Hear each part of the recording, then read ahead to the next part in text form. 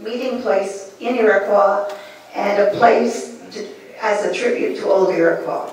It is our interest to do so as much as possible through grants and private donations. We are being mentored by Jim Brownell and Gardner Sage from the Lost Villages Society. But we do need council support. So for the two mayoral candidates, if you were elected as mayor, what would you put in place to help preserve the history of South Dundas? And what would your position be on the use of volunteers for saving these historical sites? We'll do reverse order. We'll do Yvonne and then Stephen. Hopefully somebody else will get a question eventually, guys.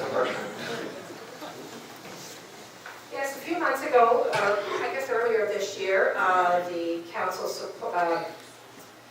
during the budget process, the council supported the demolition of the Forward House, and this is not to be confused with the Carmen House. There's two different houses there. However, the Forward House, we did receive an asset conditioning report on it, and there was about $250,000 that was identified, and that is a loose estimate. And so I did not support it at that time.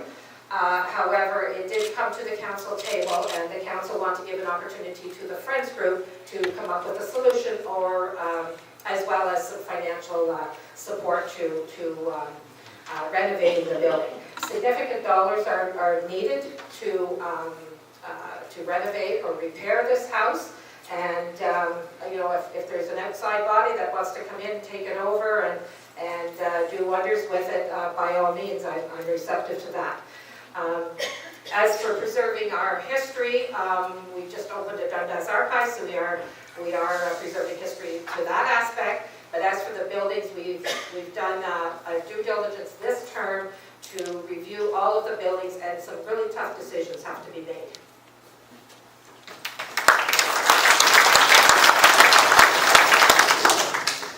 Thanks for the question. As I've stated in the Morrisburg Leader, and I stated at the Friends Group when we had that gathering earlier on, I would support at least looking at this house and seeing how South Dundas can work with the Friends Group to save and preserve it. As much as there is a report that has a lot of dollars associated with it, I also know people that have been in it and say, yeah, but we could probably still make it work.